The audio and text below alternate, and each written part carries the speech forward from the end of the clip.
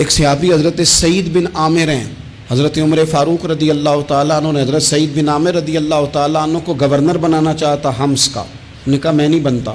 فرمایا مجھے تم لوگوں نے بنا دیا ہے، خود گورنریاں بھی قبول نہیں کرتے. چلے گئے حضرت سعید بن عامر، گورنر بن گئے، صوبے کے گورنر. مال غنیمت میں سے کچھ زیادہ مال مدینہ شریف میں جمع ہوا تو حضرت عمر نے مختلف صوبوں سے غریبوں کی لسٹیں منگوائیں. حضرت سعید بن عامر کے صوبے کے کچھ خاص لوگوں کو آپ نے لکھا کہ تمہارے صوبے میں جو غریب ہیں ان کی لسٹیں بھیج دو. تو جب لسٹ آئی تو اس میں پہلا نام حضرت سعید بن عامر کا بھی تھا. کہا ہمارے گورنر کے پاس پہننے کو کپڑا کوئی نہیں، کھانے کو روٹی کوئی نہیں. حضرت عمر بیٹھ کے رو پڑے. فرمایا تمہارا گورنر بھی مسکین ہے. اشرفیوں کی ایک تھیلی بھر کے حضرت عمر نے بھیجی. حضرت سعید بن عامر کے پاس جب گئی تو کہنے لگے انا للہ و انا الیہ راجعون.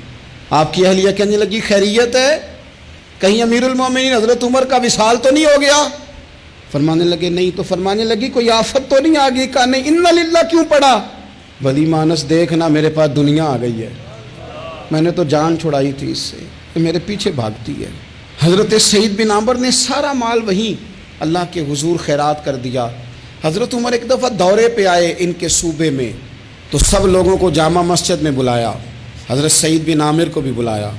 ابن الجوزی لکھتے ہیں کہ حضرت عمر نے فرمایا لوگوں تمہیں اپنے گورنر سے کوئی شکایت تو نہیں؟ تو لوگوں نے کہا 4 شکایتیں.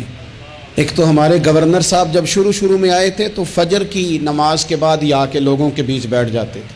اب اشراق چاشت کے وقت آتے ہیں، سورج پورا طلوع ہو جاتا ہے تو حضرت سعید بن عامر رضی اللہ عنہ آتے ہیں. اور دوسری شکایت یہ ہے کہ صرف دن میں ملتے ہیں، رات کو ملتے ہی نہیں. اور تیسری شکایت یہ ہے کہ ہفتے میں ایک پورا دن ہوتا ہے ملاقات ہی نہیں کرتے. اور چوتھی شکایت یہ ہے کہ کبھی کبھی بیٹھے بیٹھے رونے لگتے ہیں اور بے ہوش ہی ہو جاتے ہیں. آپ نے ایسا شخص گورنر بنا دیا جو دیوانہ ہے. حضرت عمر نے بلا لیا، قریب بیٹھے تھے، کہا دیں سوالوں کے جواب. گردن جھکی ہوئی ہے. عرض کرنے لگے امیر المومنین میں نے تو پہلے ہی کہا تھا میں گورنری کے قابل نہیں، میرے والا کام نہیں. فرمایا اب تو منصب تمہارے پاس ہے، تمہیں جواب تو دینا ہے. حضرت سعید بن عامر کہنے لگے حضور 4 میرے ساتھ مسئلے ہیں. فرمایا کون سے؟ حضرت سعید بن عامر کہنے لگے آپ سوال دہرائیں میں جواب دیتا ہوں. آپ نے فرمایا سعید لوگ کہتے ہیں پہلے تو سویرے آ جاتا تھا، اب تو اشراق چاشت کے وقت آتا ہے. گردن جھکائی، سناٹا چھا گیا محفل پہ. تھوڑی دیر کے بعد سار اٹھایا تو داڑھی پہ آنسو گر رہے تھے. فرمانے لگے حضور میرے گھر میں خادم کوئی نہیں، بیوی بیمار ہو گئی ہے. میں نہ سویرے اٹھتا ہوں، آٹا گوندتا ہوں، روٹیاں پکاتا ہوں، گھر میں جھاڑو دیتا ہوں، باہر آنے میں دیر ہو جاتی. پہلے جواب پر ہی لوگ رونے لگے، آنسو نکلنے لگے. حضرت عمر رضی اللہ تعالیٰ عنہ بھی روئے. پھر فرمایا کہ سعید تو دن کو ملتا ہے تو رات کو کیوں نہیں ملتا؟ اپنی داڑھی پکڑ لی. کہنے لگے عمر ساری سفید ہو گئی ہے، اب تو لگتا ہے پھل پک گیا ہے، پتہ نہیں وہ کب مجھے کہے گا واپس آ جا. میں نے نا دن مخلوق کے لیے رکھا ہے، رات اپنے رب کے لیے رکھی ہوئی ہے، مجھے تکلیف نہ دی جائے. گورنر کی بات کر رہا ہوں. پھر کہا سعید یار ہفتے میں 1 دن ملتے کیوں نہیں؟ تو کہنے لگے عمر یہ میرے رب کے ساتھ پردہ ہے، اسے نہ کھولا جائے. میرا پردہ ہے نا، میں نے اپنے رب کے ساتھ اپنے پردے رکھے ہوئے ہیں. فرمایا نہیں آپ بتائیں. حضرت سعید بن عامر کہنے لگے غریب ہوں، ایک ہی جوڑا میرے پاس ہے، میں غریب ہوں. میرے جیسے لوگ ان کے پاس درجنوں جوڑے ہیں اور اس کے باوجود ان کی زبانوں پر شکر اس طرح نہیں آتا جیسے آنا چاہیے. میں نے کہا نا کہ میری اجرت میری محنت سے زیادہ کیوں ہے؟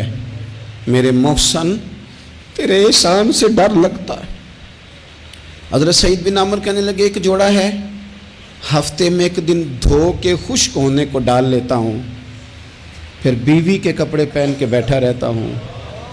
کس طرح گھر سے باہر نکلوں؟ میرا پردہ تھا. میں اپنی غریبیاں لوگوں کے سامنے نہیں رکھنا چاہتا، میں جانوں میرا رب جانے، میں راضی ہوں نا اس کی رضا پہ. اب تو حضرت عمر ہچکیاں لے کے رونے لگے. فرمانے لگے چل آخری سوال کا جواب ہی دے دے، کبھی کبھی روتے ہو تو بے ہوش ہی ہو جاتے ہو. حضرت سعید بن عامر پھر رونے لگے. فرمانے لگے بڑی عمر کا ہو گیا تھا جب کلمہ پڑھا تھا، جب وہ پچھلے گناہ یاد آتے ہیں نا، میرے سامنے لوگوں نے حضرت حبیب بن عدی کو سزا دی تھی مکے میں، اور میں اس وقت مسلمان نہیں تھا، میں مدد نہیں کر سکتا۔ جب وہ وقت یاد آتا ہے تو برداشت، سوچتا ہوں کیسے اللہ کے حضور جاؤں گا۔